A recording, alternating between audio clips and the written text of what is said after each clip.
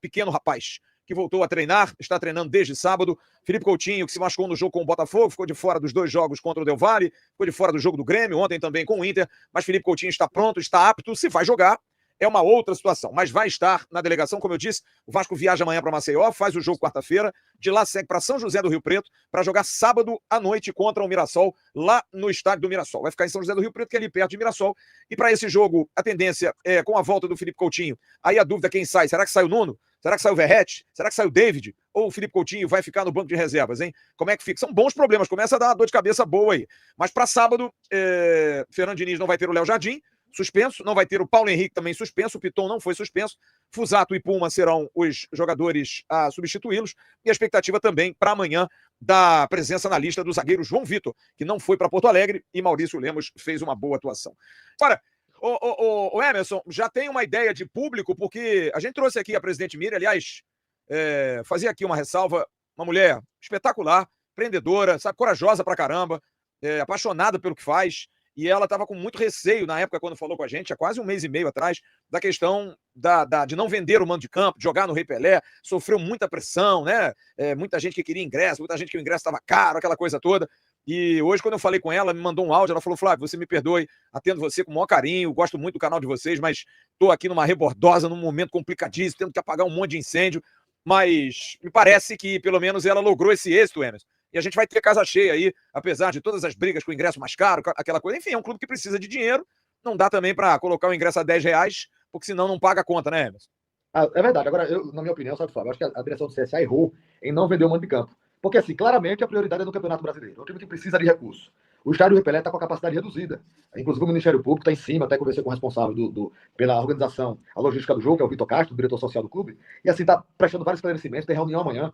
O público total será de 15 mil e poucas pessoas. O estádio vai estar lotado, né? Mas você não consegue ter uma capacidade maior. Até se tentou aumentar para 20 mil, não logrou êxito, não houve essa liberação. E o estádio vai estar lotado. E, assim, por que eu estou batendo tanto nessa tecla? E é o entendimento do Campeonato Brasileiro, sabe, Flávio? Porque só a subida do CSA, o retorno para a Série B, é que vai dar pré-visibilidade financeira. O que você falou sobre a presidente é verdade, é uma batalhadora, né? Não é uma milionária, o ex-presidente do CSA sim era um milionário, mas o CSA só vai ter essa previsão financeira, orçamento, se ele voltar para a Série B. O CSA, esse ano, nessas passagens de fase de Copa do Brasil e de Copa Nordeste, já faturou mais de 10 milhões de reais. E isso viabilizou financeiramente o clube. Mas para essa temporada. Se ele não voltar para a Série B no ano que vem, ele vai ter que repetir essa performance desse ano para chegar no final do ano superavitário. Então, é toda essa dificuldade, é literalmente você assar e comer. Então, por conta disso, eu defendi desde o início que se vendesse o mando de campo. Tem a proposta de 3 milhões de reais para levar o jogo para o Amazonas. Porque o Vasco é um time nacional, quando ele vai ter torcida. E aí, existe um lobby, inclusive da classe política também, para que não vendesse o mando de campo, e o CSA vai ter, assim, nesse público aí de 15 mil torcedores, estourando uma renda líquida de R$1 milhão. Gente, rapidinho aqui. Então, para vocês, Felipe Coutinho, só se o gramado estiver bom e se ele estiver bem. Se não, não joga ou joga? Eu nem levaria. Não? Eu nem levaria. Também acho. Guarda para Mirassol. Guarda para Mirassol. Mais uma semana de treino. Porque é o seguinte, se viaja, perde 3 sessões de treinamento e recuperação. Não treina terça, não treina quarta, não treina quinta. Deixa no Rio treinando, Flávio. Deixa treinando. Vai para São Paulo na véspera do jogo. Mas pera aí, vocês estão se esquivando. Aí sábado contra o Mirassol, quem é que sai? Meu time é o Verratti. Ele bem, tem que buscar. Ele bem, com condição, tem que buscar. Hoje é o Verratti, concordo com você. O Saulo não concordou muito não. Tira quem, Saulo? Rapaz, Flávio, é o seguinte, eu colocaria ele aos poucos, deixar ele no banco, deixar ele entrar no segundo tempo, até que ele demonstre que tá bem fisicamente pra gente tirar, mas eu tiraria o David, deixaria o David para segundo tempo, mas não no jogo do Mirassol, tá? Que eu acho que ontem o Vasco jogou muito bem. Assim, pra mim o David é o melhor jogador do Vasco hoje. O que o David tá jogando é uma estupidez. A minha preocupação com o David é a questão física. Vamos lembrar que ele tá 10 meses parado. E se ele vai para um jogo como esse de quarta-feira, que é um jogo que tem jogo da volta, eu concordo com o Saulo. Porque gramado pesado, a gente não pode perder esse cara. A gente não pode perder esse cara. Agora, eu também tenho a preocupação do Nuno. O Nuno tá caindo aos frangalhos, sabe? O Nuno tá no segundo tempo pedindo, parece que ele tá jogando na altitude, ele não voltou de Quito ainda. Ele no segundo tempo ele parece que tá morrendo. Então, eu acho que o Nuno podia fazer esse revezamento aí com o Coutinho, dentro desse aspecto. Pro time andar, era o Verratti. Mas esquece, gente, o Verratti não vai sair do time. O Verratti não vai sair do time, não adianta. O Verratti é a jurisprudência que não tem muito jeito. Já Faísca, te dá uma notícia, já Faísca. Você tanto quer. Chegou o balão com o vovô. Chegou o balão. Chegou. O padre chegou. O Vasco fez uma consulta oficial ao América Mineiro. Tive a confirmação até do próprio Admar Lopes. O Vasco fez a consulta, só que é o seguinte, o staff do jogador está tendo uma conversa. Primeiro o Barros tem que dizer se quer voltar. O Barros está jogando no América, é titular, o América está ali, né? Não está tão bem, mas está bem, está indo. Ele não jogou no último final de semana suspenso, mas o Barros precisa aceitar a volta. O Vasco paga algo proporcional ao tempo de volta do empréstimo. Então hoje seria um pouquinho acima de 400, 500 mil reais para trazê-lo de volta nesse período, 6 meses antes do final. Só que o staff do Barros, e eu acho justo, quer a volta mais com um novo contrato e com um aumento. Porque se ele é tão importante para o Vasco, a ponto dele ter que vir antes, ele se valoriza, obviamente. Vale esse esforço, Jean? Trazer, pagando 400, 500 mil pelo jogador e renovar e dar um aumento de salário para ele, para tê-lo de volta, Jean? Vale, e eu explico por quê. O Barros nunca deixou de jogar no Vasco por bola. Informação trazida por Flávio Dias no canal Atenção Vascaínos. Verdade. Então, nunca foi bola o problema do Barros. Muito pelo contrário, o Barros fez partidas com a camisa do Vasco absurdas de boa, né? Aquela do Morumbi, que ele faz gol e o Barbieri tira ele no intervalo porque ele já tinha amarelo. Um clássico contra o Fluminense do Maracanã, que ele acabou com o jogo. No Maracanã não, em Volta Redonda. Em Volta Redonda. Verdade. Que o meio de campo foi Barros, Galarza e não sei qual foi o outro lá, que o Vasco deu um apavoro no Fluminense com o meio de campo só da base, sabe? E no dia que o Barros é emprestado ano passado no estadual, a partida ele fez um gol e fez uma bicicleta na trave. Eu nunca vi o cara ser emprestado depois de fazer um gol e dar uma bicicleta na trave. Isso é só o Vasco faz essas coisas, né? Mas enfim, a família Dias não gostava do menino. Com certeza ele também dava suas brechas, né? Que não era a minha família. Vamos esclarecer aqui. A família Dias é de claro. Ramon e Emiliano Dias. É com Z. A minha é com S, tá? Só para esclarecer. Isso. Então, assim, Flávio, eu acho que é um perfil de jogador muito interessante, muito forte, bom no jogo aéreo, uma força física absurda, chute de média e longa distância. Assim, da maneira que o Diniz entende futebol e enxerga, eu acho que o Barros vai ser muito útil com a camisa do Vasco. Aí muita gente vai falar assim, mas Jean, vai ser o 7º, 8º volante. Aí eu vou ter que responder, mas os volantes que dá pra gente pegar na mão e sair dirigindo são poucos. Tem um monte de volante lá que não anda mais. São volantes que o Diniz já tá deixando claro que o Diniz largou os caras. Tá largando. Então, vamos oxigenar isso aí e coloca o Barros pra jogar. Não interessa se a gente tem 10 volantes ou 12 volantes. O que me interessa é quantos estão, eu acho essa palavra tão bonita, quanto estão performando. É bonito isso, linda, né? é linda. Quantos estão performando. É isso que me interessa. E hoje no Vasco, quem é volante que tá performando? Só o Tietê, assim, em altíssimo nível. Tietê, busca ele, cara. Busca ele e traz ele pra cá. Saulo conhece bem, porque levou o Barros pro Amazonas, né? Você acha que vale esse esforço de pagar para antecipar o retorno dele de empréstimo? E é justo essa pedida de renovar o contrato dele para ele ganhar um pouco mais e voltar, Saulo? Flávio, eu fico feliz de falar do Barros, porque a história vai dizer, daqui a uns anos a gente vai saber se vai se concretizar. Mas eu posso dizer que de alguma forma, eu influenciei na carreira do Barros. Por quê? Porque o Barros apareceu no Vasco lá em 2023, foi a primeira vez que ele subiu pro profissional, e aí ele fez alguns jogos. Eu acho que o principal jogo dele foi aquele jogo contra o São Paulo no Morumbi, que ele e o Galaza fizeram gols na época. E assim, a gente via nele um potencial muito grande. E o Barros tem uma história interessante, né? Que a família dele é de origem indígena, né? E ele, inclusive. E aí eu gostava muito do futebol do Barros, eu sempre assim, achei ele um jogador diferenciado. E aí quando teve no início da temporada de 2024, foi quando ele foi afastado na época pelo Ramon Dias, ficou ali treinando separado, e na época eu fui atrás do Barros. Eu na época ajudava lá o Amazonas, e na época eu tive a iniciativa, eu mesmo lembro que foi no início do ano a iniciativa de procurar o empresário do Barros, falei com vocês aqui, Emerson, acho que me passou o contato do empresário, que é o Fernando Araújo. Na época era o Fernando Araújo, não sei se é o mesmo empresário dele Ainda é. né? Na época eu falei com o Fernando, e aí a gente entrou no processo de convencimento. Qual era a proposta? Trazer o Barros para o Amazonas, para poder jogar a Série B, né? Para ele poder jogar a Série B, que aqui ele ia ter espaço para poder jogar, espaço para poder mostrar o seu futebol. A Série B é uma competição aí que dá visibilidade para jogador. E aí o Barros veio para cá, fez mais de 30 jogos, jogou muito bem aqui no Amazonas.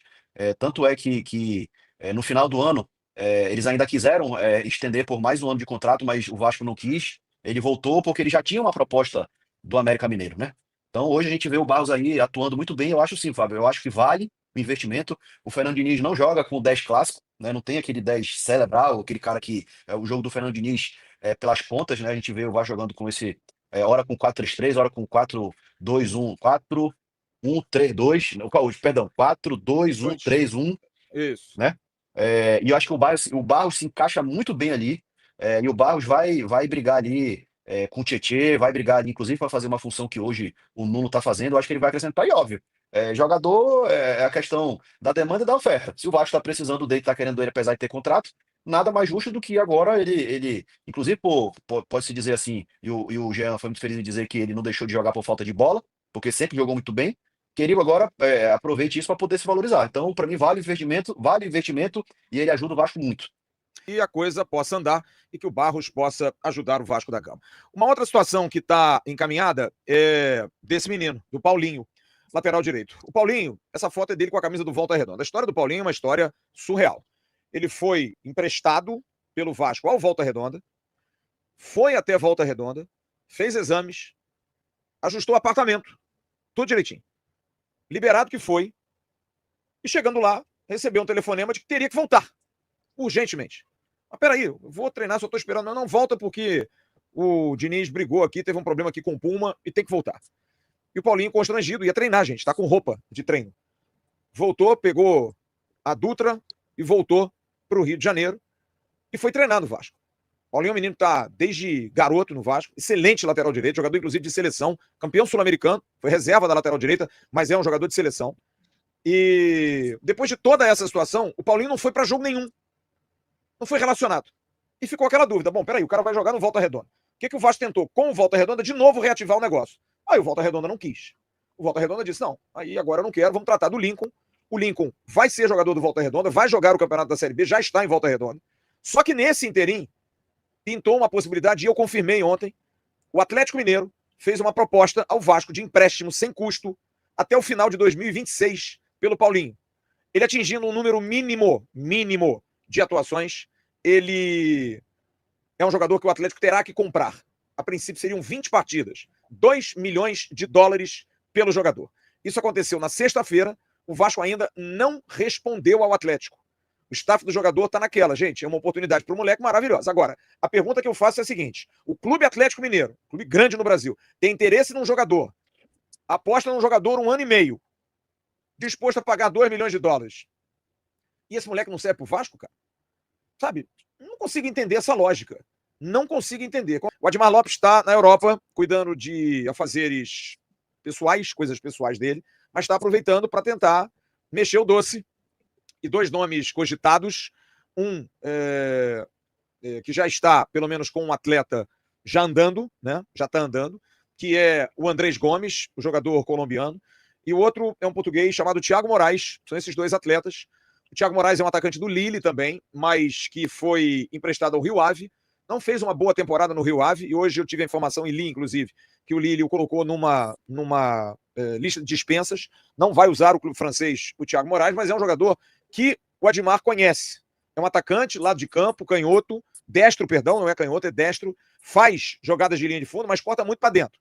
Mas é um jogador baixo e que teve alguns bons momentos no Boa Vista, enfim, mas não é tão animador. Seria uma sondagem. E o outro, o Andrés Gomes, que o Jean Faísca hoje, inclusive, viu vídeos do Andrés Gomes, jogador que é ponta mesmo, ponta direita, ponta esquerda também, mas ponta direita, jogador de profundidade. Hoje eu entrei em contato com os agentes do jogador, da empresa Weissermann, que sempre não confirmam acerto nenhum, só que o problema é que o Rennes só quer vendido. Mas como o Admar tem um bom trânsito lá na França, trabalhou lá em clubes, trabalhou no Lille, trabalhou em outras equipes lá, trabalhou no Bordeaux, ele está tentando costurar, chegando lá com aquela velha retórica de, a gente vai valorizar o jogador de vocês aqui, porque o Vasco não tem grana para contratar. Agora, assim, Saulo, eu fico preocupado porque me parecem jogadores com o mesmo perfil daqueles que já não deram certo, sabe? Não são jogadores assim que... Tudo bem que tudo é uma aposta. A gente vai pensar assim, o Caio Pantaleão, jogador que veio pro Botafogo, zagueiro. Se fosse pro Vasco, a gente já tá atacando pedra aqui. Mas eu acho que o Vasco tem que diminuir essa... O Botafogo erra menos. Então pode até errar um pouquinho mais. Agora o Vasco só erra, né? Tirando aí, é claro, esses 4 jogadores, o Tietê, o Lucas Freitas, o Nuno e o Felipe Coutinho, tá errando muito. Não pode errar mais nessa aula. Jean, e o Andrés, é bom? Negro maravilhoso, como você gostaria de ter no Vasco, não? É muito engraçado. Eu vi uma avaliação, desculpa, eu não gosto de não citar a fonte, que eu achei ok, nada de espetacular. Mas daí eu vi e aqui a gente cita a fonte porque aquilo que a gente acredita e acha bacana não tem problema. Eu vi um vídeo do Garoni que não era um vídeo editado dos melhores momentos, era um vídeo com as ações dele durante o jogo. Passa uma, perde 2. Passa uma, perde 3. Tá lá o vídeo. Tá lá o vídeo. Quem quiser assistir, tá lá o vídeo. Eu tô falando com isso que não vai dar certo, longe disso. Os vídeos dele na MLS são infinitamente superiores aos vídeos dele na França. Tem isso também, sabe? São vários fatores, né? Agora, o Thiago Moraes, Flávio, eu dei uma olhada aqui rapidinho. 1,68 m, 63 kg. Não. Para. Marcos Zucarello, porra. Para com isso aí. Jogador para jogar no Vasco tem que ter mais de 1,75 daqui para frente, no mínimo, e a circunferência da coxa, assim, ó. Pega a coxa assim, ó, coxa, forte, entendeu? Sunga grande, coxa. Chega de pegar jogador fraco fisicamente, cara. Mas será que eles não aprendem, cara? Pelo amor de... Contrata um hacker e invade o sistema do Red Bull Bragantino. Vai lá no Red Bull Bragantino, vai lá e invade. Vê qual é a lista que os caras têm lá e pega daqueles lá, cara. Para de ficar pegando esses jogadores aí que fisicamente são atropelados. Esses mirradinhos, né? Pô, cara, eu não aguento isso aí, cara. Eu não aguento isso aí.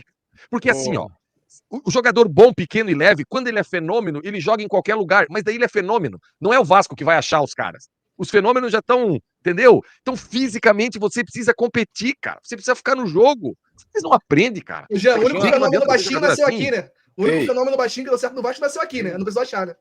Exemplo, Jean, que você tá falando é o Ryan e o GB, pô. Isso é que é jogador, porra. Agora, o Jean quer dizer, então, tem que ter sunga grande, né? Sunga, né? Isso, sunga grande, cara, coxa grande. Porra, olha a bunda do Hulk, cara. Olha o que o Hulk faz no Galo, cara. Ali, ó. Ali apareceu ali apareceu o Cauã Barros. Cara, o Cauã Barros, cara. Olha a perna do Cauã Barros. O Cauã Barros dá uma dividida com o Garré, ele esmaga o Garré, ele torce o Garré, não sobra nada. É isso que a gente precisa. Para com esses jogadores aí que fisicamente não sustentam, cara. O futebol mudou, gente. Pouca coisa insuportável. Olha ali, ó. Olha isso aí, cara. Imagina uma trombada do Cauã Barros com o Jean Davi, com o Garré, né? essa turma que a gente... Pernão, né, Jean? Porra, assim, o negócio... Isso aí, cara. Olha isso aí, cara. Assim não, entendeu? Não dá, cara. Isso aí, o Vasco, isso aí já me deixa ruim, já vou...